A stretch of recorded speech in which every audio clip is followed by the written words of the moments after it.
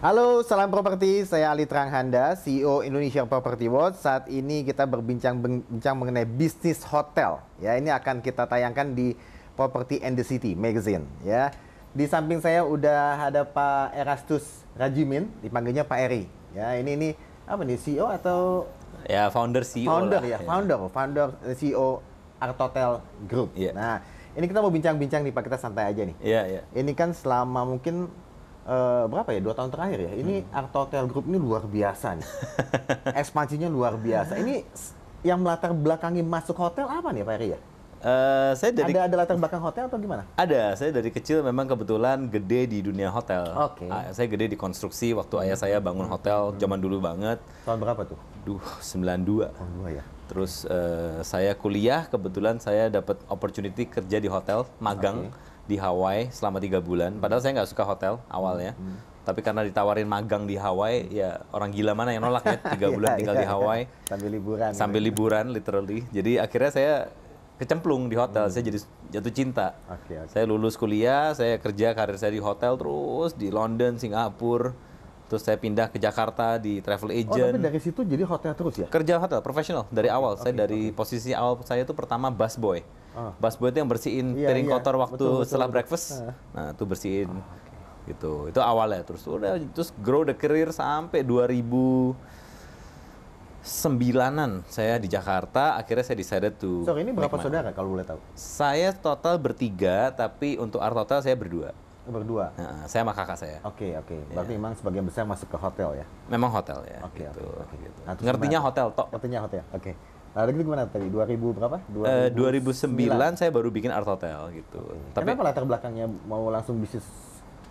Ini Art Hotel operator kan? pertama saya bangunnya tuh own and manage sebagai property developer awalnya. Oke. Jadi kita punya tanah keluarga udah lama, Bangun hotel. lokasi bagus di Surabaya, saya orang Surabaya. Ya udahlah kita bangun deh hotel pakai brand sendiri. Surabaya gigih ya. Iya, saya orang Surabaya asli. Surabaya. Bangunlah satu, jadi pakai brand sendiri, cuma coba-coba aja awalnya iseng-iseng. Oh, ternyata lumayan berhasil. Tiba-tiba dapat opportunity di Jakarta, kita bangun Jakarta. Terus dapat opportunity di Bali, bangunlah di Bali. Ini bangun terus operate. Saya bangun dan operate sendiri pada saat itu. Jadi saya nggak punya operator, nggak punya tim. Ya udah satu hotel, satu GM dah gitu aja gitu. Tapi tiba-tiba animo masyarakat cukup kencang gitu karena kita ceritanya pada saat itu kita lifestyle butik pertama lah di Indonesia. Kita ngobrol kan tahun 2011-12 ini masian. Sosial media jadi udah nggak kayak sekarang gitu. Iya, Beda banget belum zaman lah dulu. ya. Belum kayak sekarang gitu. Udah kita bangun 3 hotel pertama, tiba-tiba demand masyarakat banyak minta bisa nggak kita pakai brand new untuk operate gitu. Karena they like the design, they like the bintang berapa concept. jadi? Kita mainnya butik tapi rata-rata Butik lah ya, 3-4-an lah butik kita. lah ya, Ya, secara fasilitas kita 3-4, tapi kalau konsep sih butik gitu. Udah dari situ akhirnya kita decided yaudah deh karena zaman dulu belum ada VC, belum ada private equity, belum ada funding. Ya udah kita self funded aja, ada duit tambah orang, udah pelan-pelan aja satu grow pelan-pelan gitu. Jadi kita dari 2011 sampai 15 kita sebagai property developer. Terus 2015 onward kita baru convert jadi operator. Oh, berarti 2015 baru Art Hotel. Baru Art Hotel tuh jadi operator gitu. Tapi baru luar biasa ekspansinya itu mulai 2 tahun 3 tahun belakang ini ya. lumayan. Nah, itu kenapa? Dapat pendanaan juga ya? Dapat pendanaan kebetulan gitu. Jadi waktu kan semua babak belur ya. Terus masih ada dulu ngira paling cuma sebulan, cuma 3 bulan, 6 bulan, nggak kelar-kelar duitnya gitu. Duit udah mau habis nih kan gitu. Jadi akhirnya wah ini kalau nggak fundraising bisa bangkrut beneran nih. Dan akhirnya 1-2 bulan sebelum bangkrut kasarannya, itu akhirnya kita dapat fundraising. Blessing, Ya blessing lah itu. Blessing dapat lah pendanaan dengan narasi adalah ya kita mau ekspansi gitu. Tapi Kita saya penasaran ya, ini ketika fundraising itu si pemodal ini, investor ini kok yakin ya sebelum pandemi, bahkan masih pandemi kan gitu kan? itu waktu paling emang nggak bisa ngobrol ketemu, Iya, Zoom iya, call, iya. susahnya bukan main. Ada insight apa ya? Kenapa dia masuk mau? Saya waktu fundraising pada saat ngobrol sama pemodal dari luar, mereka semua nggak ada yang percaya. Karena mereka satu nggak tahu Indonesia, dan dua mereka nggak percaya bahwa tourism hospitality Indonesia itu adalah bisnis industri yang sangat menjanjikan gitu kasarannya. Cuman pemain lokal yang tahu sebenarnya. Betul. Akhirnya kita dapat pendanaan dari pemain lokal yang memang punya kepercayaan dan punya belief bahwa travel di Indonesia itu tidak bisa tergantikan. Oh iya. Gitu. Iya. Udah berapa banyak ini Pak sejak ada pendanaan itu ekspansinya seberapa cepat? Lumayan. Kita sebelum 2019 kita tuh 14 hotel. By hari ini kita sekarang 102. Dalam berapa tahun tuh? Setahun setengah lah. Wih, luar biasa. Itu di Indonesia semua. Indonesia semua. Yang paling menguntungkan yang mana? Semua menguntungkan lah. Karena kalau semua hotel kita kan kita hanya operator ya. Jadi kita tidak memiliki asetnya. Asetnya punyanya pemilik aset masing-masing. Jadi yang saya betul-betul dimiliki berapa banyak? Cuman 2. Cuman 2 yang itu? dulu yang 3 pertama itu? saya bangun tuh. Oh, oke. Sekarang cuma 2, 1 saya flip asetnya. Oh, nah kalau gitu kan bedanya apa ya kalau misalkan memang kan banyak pebisnis hotel yang bilang, oh saya nggak mau bangun hotel lagi lah gitu, capek juga kan? Betul. Atau memang alasan seperti itu ya? Artinya lebih apa sih perbedaan kalau kita, kalau hotel kan saya punya hotel, saya punya income sendiri kan, saya nggak usah share sama itu operator gitu. Betul. Itu bedanya? Semua orang sering naik Garuda, tapi bukan berarti bisa nyetir Garuda kan? Oke. Jadi memang running hotel dan hospital itu 2 bisnis yang paling complicated di dunia. Karena servisnya tuh semuanya connected dari front end sampai back end. Gitu. Housekeeping nggak bersihin kamar dengan tepat waktu, kamarnya nggak bisa check-in dengan tepat waktu, customer komplain, akhirnya kamarnya nggak bersih, tapi AC nggak nyala atau AC nggak dingin, engineering nggak jalan, service F&B breakfast nggak baik, servisnya kurang baik, HR-nya jalan, sales and marketing, harganya bener apa enggak, itu semua jadi satu cycle gitu. Jadi it's quite complicated gitu ya. Tapi itu kan yang dilakukan oleh hotel operator lain juga kan? Sama. Kalau operator sama operator buat sama. keunggulan sampai banyak, saya juga gitu sempat data kami menunjukkan bahwa banyak banget ya yang banyak. dioperate oleh Arto Hotel Banyak, gitu kan. Apa sih yang menjadi keunggulan ya? Apa yang membedakan yang lain deh gitu? Sebenarnya pilih operator kayak pilih jodoh kalau saya bilang. Cocok-cocokan. Tergantung kecocokan gitu ya. Karena setiap bisnis kalau kita mau minimum kontrak 10-15 tahun itu kan lama. Gitu. Jadi perlu ada komunikasi yang baik antara owner dan operator gitu. Padahal sebenarnya owner dan operator ini kan satu pintu. If the owner makes money, operator makes money, and vice versa juga sama. Supaya hotelnya rame, bagus, terlawat dan lain-lainnya gitu. Aset itu terjaga. Jadi sebenarnya satu pintu. Cuma memang banyak sekali kelemahan itu adalah di komunikasi kalau kita gitu. Jadi penting banget itu kita punya jalur komunikasi yang terbuka sama owner, sama kita punya customer selalu gitu. Hal yang kecil-kecil gitu, bukan hal yang besar. Nggak pernah hal yang besar malahan sebenarnya.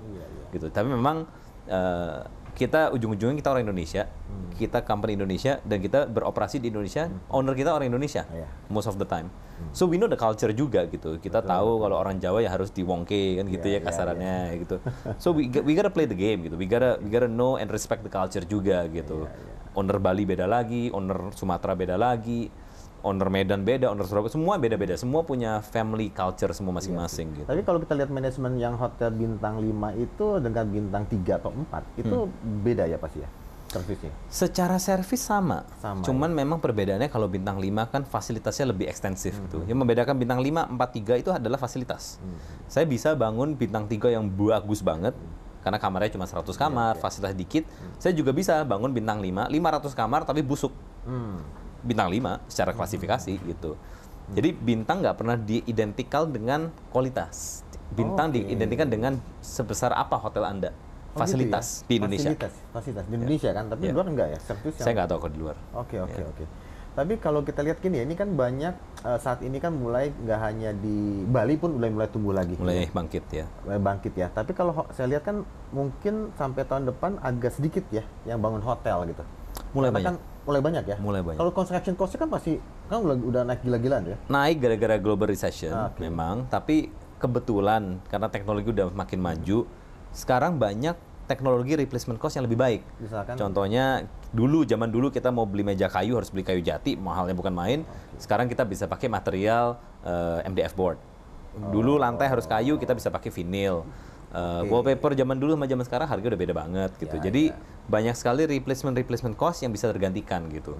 Zaman dulu kita kalau bangun hotel kita harus bikin tuh server room namanya. Itu mahal tuh, satu ruangan khusus ber-AC, server semua, stack. Zaman sekarang udah cloud. Iya, cloud. So you don't need to build that gitu. Betul. Jadi banyak sekali cost-cost yang tergantikan sebenarnya gitu. Tinggal memang. Berarti nggak masalah ya kalau. Nggak masalah. Nggak masalah ya. Nggak masalah. Misalkan operatornya hotel. Gitu. Selama lokasinya bener. Lokasi di mana yang paling yang lagi mulai berkembang nih? Jawa Tengah. Jawa Tengah ya. Jawa Tengah lagi hot. Saya kira karena nomor 1 karena jalan tol. Jalan tol ini buat saya membiasakan orang Indonesia travel domestically, nomor 1. Nomor 2, Jawa Tengah itu kan Jawa dilipat. Tengahnya ketemu tengah. Jadi Jawa Tengah itu accessible by car by Jawa Barat dan Jawa Timur, by airplane juga bisa. Itu by data menunjukkan Jawa Tengah Demand-nya sangat tinggi gitu. Dan memang Jawa Tengah sekarang zone-nya tuh secara ekonomi lagi bagus juga gitu. Occupancy baik, rate baik, iya, bisnis berkembang. dari data kamu memang menunjukkannya ada kenaikan tren okupansi ya. Iya, sangat Mulai gitu. awal tahun kali ya, awal tahun lah ya mulai. Awal tahun lah Awal mulai tahun. naik ya. Awal tahun mulai naik gitu. Selain itu indikatornya apa ya? Mungkin Pak Aris setuju juga, ini kan hotel udah mulai rebound lah, udah Iya. mulai naik lah. Kita Indikatornya apa kita bilangnya revenge travel. ya? Revenge travel. Orang udah dibengkong 2 bagus tahun, tuh. stres. Semuanya keluyuran sekarang. Iya, balas dendam semua ya. Iya. Iya. Itu tadi di indikatornya apa selain itu ya? Okupansi. Kalau oke. kita ngelihat itu indikator pasti nomor 1 adalah jumlah traveler ya. Kita ngelihat dulu. Jumlah traveler baik dari sisi airline, pendatang, domestik dan Lebih ke internasional. bisnis atau wisata? Kenapa? Bisnis atau wisata? Saya campur. Campur. Ya, karena zaman sekarang sangat susah membedakan antara Iya, wisata dan bisnis. Yang bisa membedakan wisata dan bisnis adalah season kalau kita. Kalau misalnya mungkin lokasi kayak Bali, dia datang karena dia mau bangun hotel, itu wisata apa bisnis? Tapi dia bawa keluarga. Oh iya. Susah ngomongnya kan Betul, gitu. betul. Zaman sekarang udah kecampur gitu.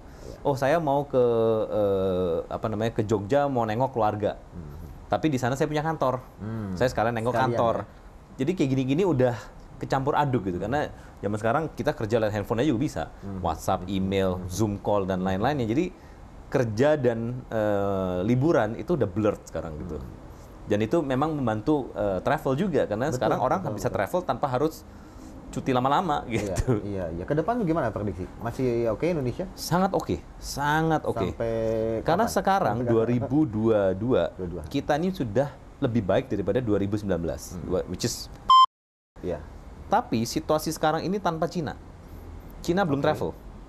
Oh, oke. The Chinese people belum travel dan Cina pada saat 2019 dan sebelum-sebelumnya Itu yang paling banyak itu nomor China. 1 market share traveler di Indonesia. Betul. Jadi bayangin kita sudah balik ke 2019 dan lebih baik, slightly lebih baik, tapi belum ada Cina. Artinya dengan China ini apakah artinya ini lokalnya kuat, domestiknya, atau memang dari luar negeri pun udah masuk tapi China belum? Cina itu bisa, saya bilangnya move the needle, karena saking banyaknya orangnya, dia bisa mengisi kamar-kamar yang di bawah yang nggak penuh.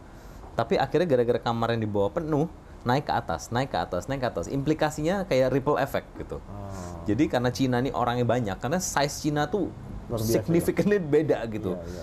Yang mungkin kalau Cina tuh 100, nomor 2 tuh paling cuma 30 gitu. Tapi kan lokal domestik pun kan naik kan sebenarnya. Lokal domestik bagus banget. Kita sekarang cuma rely on lokal domestik sama Southeast Asia lah, Singapura apa gitu. Itu aja udah lebih baik. Oke. Kalau ditambahin sama Cina, waduh. Iya betul. Makanya kita cukup optimis sama dunia travel tourism di Indonesia ya. Berarti sampai berapa tahun ke depan bagusnya ini? Saya kira yang penting 2024 aman ya. Aman ya. Tidak ada yang aneh-aneh ya, oke lah gitulah. Semua cukup kita dari swasta bisa lah berkarya gitulah gitu. Nah ini sebagai ini sebagai entrepreneur juga ya. Kita lihat ini sebetulnya suka dukanya apa? Yang paling apa yang kita nggak ngomong sukanya aja lah. Yang pernah nggak ngalamin satu kondisi yang wah betul-betul down gitu? Ya karena itu adalah satu situasi sebagai entrepreneur yang kita harus solve ourselves. Dan itu hotel paling terkena dampak. Iya, karena kita revenue 0. Adalah 1 gitu. Tapi kecil sekali gitu ya. Jadi as a professional, what you expect is your company to take care of you. But as an entrepreneur, you need to take care of your people. Itu apa yang dilakukan waktu itu kan? Itu betul-betul Wah, itu sih udah semerawut sih. Waktu itu udah kacau balau tuh. Ya, kita melakukan semua ya. Kita nggak melakukan PHK yang pasti. Oh iya? Kita nggak ada PHK. Oh, tapi kita melakukan cutting cost yang cukup signifikan lah. Contohnya gitu. apa cutting cost? Office kita close, obviously. Nggak boleh office juga anyway. Iya. Terus habis itu travel cost kita turun banyak gitu. Terus kita melakukan namanya diverted salary lah atau salary cut lah segala macam lah. Kita lakukan semua significant cost reduction gitu. Gitu. Iya. Yang supaya tujuannya bukan untuk nggak untuk hidup tapi untuk nggak mati. Ada dua hal yang berbeda kan. Iya, good, bagus. Jadi kita berlomba dengan waktu itu. Iya, betul. Memang dampaknya luar biasa lah. Luar biasa itu dampaknya dan cepat. Kita bulan Februari 2019 occupancy kita tuh 92% semua hotel average. Maret 2019 itu down to 5% average. Kalau yang biasa hotel itu yang betul-betul apa ya masih wajar itu berapa persen? Minimum bottomnya occupancy berapa? Ya, 40-50 lah ya, 40-50. 40-50. Tapi ya kalau di hotel kan variabel banyak ya. Iya, iya, iya. Gitu, jadi Ke depan macam-macam. ekspansi kemana lagi nih Art Hotel? Yang jadi bidikan lokasi kemana aja? Kebetulan kita sekarang lagi menjajaki internasional. Kita masuk ke Southeast Asia. Kita rencana ada buka Singapura, Malaysia, sama Jepang. Wih, pesat ya ini ya, luar biasa. Lagi digodok gitu, tapi ya kita lagi coba lah ya gitu. Kita lagi coba karena memang kebetulan brand Art Hotel sendiri udah cukup mature lah ya di Indonesia gitu, dan mereka udah ngelihat animo dari brand itu tersendiri. Jadi kita lagi coba cara supaya kita bisa jadi local brand yang bisa bawa nama Indonesia ke internasional. Betul-betul pure local brand ya. Local, founded by myself and Christine, kakak saya. Bikin dari coretan kertas, bikin PowerPoint sendiri dari awal gitu, dari zero, dari zero. Bisa gitu. inspiring juga sih. No, tapi kan ya slowly lah, Pasti slowly. inspiring ya buat kita Slowly semua di gitu. sini. Ya. Oke, thank you loh Pak Eri. Makasih waktunya. Thank you kita Thank udah you. mau Thank you. kita interview di ini channel YouTube-nya di Indonesian Property Channel. Makasih. Thank you Pak Eri. Thank you for having me. Oke, sukses. Thank you.